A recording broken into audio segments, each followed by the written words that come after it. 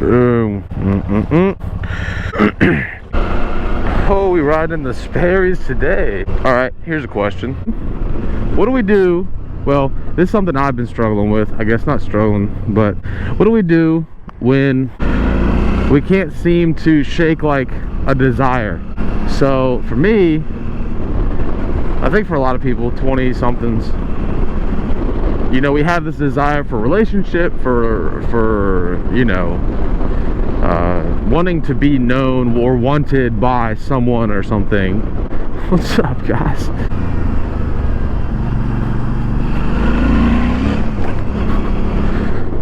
What do we do when we can't shake that desire? So for me, it's that, but for other people, it could be, you know, jobs, or like you want a good thing, right? Like hey, this is a good thing. I want it, and it doesn't seem to be coming into my life. It's something I've really struggled with, because you have these verses in the Bible that are like Psalm 23:1, the Lord is my shepherd, I shall not want, or like the NIV, there's nothing I lack nothing. Like, what do you do with that? Like, you're sitting in this spot where you're like, well, I know I lack nothing, but I still like this would be really beneficial for me, Lord. Like, that's my thought process. I'm like, look, I understand that I in principle lack nothing, but it doesn't change like my circumstance and the fact that this job or this person or like what this thing would change a lot right now. So like a more practical example, I've lived alone for 6 months now. I had 2 roommates, both of whom moved out by, you know, for their own personal reasons, and because of that, I've had a ton of time alone, which I'm an extrovert. Doesn't do me any good to be alone. Quite the jumpsuit. And just I just get like down when I'm alone. Like I don't do well alone. And so I'm you know, for the last 6 months, I'm like, Lord, why don't I have this relationship I've been praying for? Why don't I have the person in my life, someone who can at least, this would be a good thing, not only just like I want it, but it would also be a good thing practically. Like, this would be like, why can't I have this good thing? And you know, what do we do when we want that thing? We have this desire to want this thing. So I've just been thinking about that. It's been on my mind, because you come to these verses like Psalm 23 and you're like, what? I lack nothing, but like, what if it's a good thing that will actually draw me closer to the Lord? Like, what? So there's a few verses that came to mind as I've been thinking about it. One is Psalm 16. I don't know the verse, but it's in Psalm 16, which says, in your presence there's pleasures forevermore, at your right hand there's fullness of joy. And just thinking like, oh gosh, my plates are expired and there's a cop behind me. Goodness gracious. Yeah, this is gonna be fun. So anyways, until I get pulled over, we'll talk about it. Gosh, I can't think, because all I can think about is getting pulled over now. Oh gosh, here we go. I can feel it, y'all. I can feel it.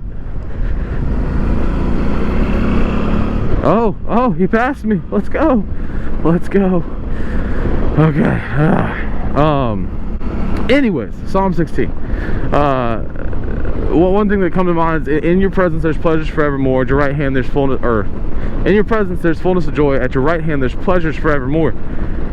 Like, one of the things that I've experienced, and like especially in this last few months, is, and I'm still not like, I can't even say that I'm fully like, oh, this is so great, like, but this has just been my experience. Is, I guess, more of a principle. What I learned in this valley, you know, in the valley, I would have never experienced, learned, or understood if he had kept me on the mountaintop. Does that make sense? So like if I had just been given like the good thing that is good, it is a good thing to have a relationship, have, you know, whatever you want.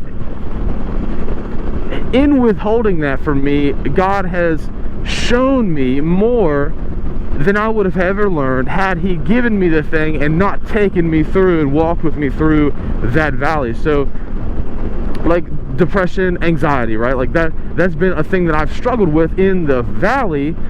And I don't, at points I didn't really understand why. I was like, man, this sucks. Like, this is miserable. I'm thinking about taking medication.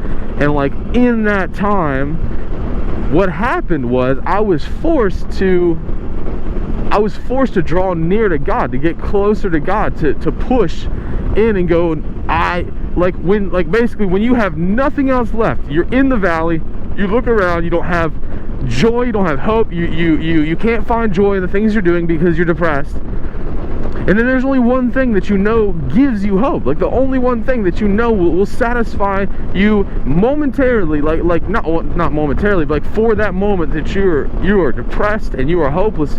You know you can look to one thing, the stream of living water that is a promise, and He will give you every good thing. In Psalm 20 talks about He answers His anointed when they call. Oh man, this orange car wants to go somewhere. And so like that's been kind of the I guess underlying principle throughout everything, is just like, what do you do in those times? And for me, it's just been, man, like that question, like why doesn't He give me, like, Lord, this is a good thing, like why aren't you giving me this good thing? I was just thinking this morning, like I got like big decisions to make coming up, and I'm thinking like, why don't you give me more clarity? Why don't you bust this door down? And this, but I've looked at my past and I've seen a clear picture throughout the last 5 years of my life where the Lord has just absolutely wrecked my life. A clear picture of Him saying, yeah, if I gave you everything that you wanted right now, you would never have to draw near to me. You would never have to draw close to me and see satisfaction in me, and see a God who loves you, a Father who loves you and is giving you exactly what you need at the right time. I've got to go to Waffle House. We'll pick this conversation back up in a minute. Okay, so I filmed, I had something else coming out of Waffle House, but I didn't like it. So now we're leaving the dentist, and my teeth, good report, good stuff. Anyways, so basically, when God doesn't give me, or you or whoever, when God doesn't give us what we think we need or want in some season, what's going on? When He doesn't give us what we want or think we need in that season, it can be like I was mentioning before, it can be like a valley, like a bad thing, but it can also just be that in not getting that thing, God is just like, life can still be going good. Like not having a relationship, I wouldn't call that a valley for me. So things can still be going good, but God can be showing you maybe where your satisfaction tends to lie. I know for me, like, it can be really easy for my worth and my satisfaction to rest in, like, that experience or that gift or that thing that, what are you staring at, bro? You're wearing your mask in your car, you fool. And so in that time, He can also be just saying, like, hey, look where you're, like, where are you finding your satisfaction at? Like, what do you love? Who do you love? Like, yeah. So think about, like, even reading the Old Testament now, like Israel, and like, constantly like you, I'm your God. Like, you love the Lord your God with all your heart, soul, mind, and strength. And so in withholding good things from us and withholding good things from Israel in their time, like, He's showing them where their desires are misoriented. And so that's just, I don't know, I've been thinking about that recently. Just why withhold something that is a good thing and then can even be used for, like, the benefit of the kingdom, like for good things. And I think it's just, one, to show us what do you love more than God, not just like generally, but like, do you love God with all your heart, soul, mind, and strength? And the other thing is, if it does end up being a bad thing, he's taking you through those valleys to show you something you would never learn on the mountains, which can sound cliche, but is so true. Like, in suffering, you learn so much more, because it seems like everything that you have good is stripped away from you, and you're left with only the one thing, the one person, the one God that can satisfy, and you're forced to lean into that. So those are my thoughts. My battery's about to die on my GoPro as well, but yeah, short, what's up, boy? So anyways, thanks y'all for listening. Subscribe if you haven't, and yeah, we'll see y'all next time.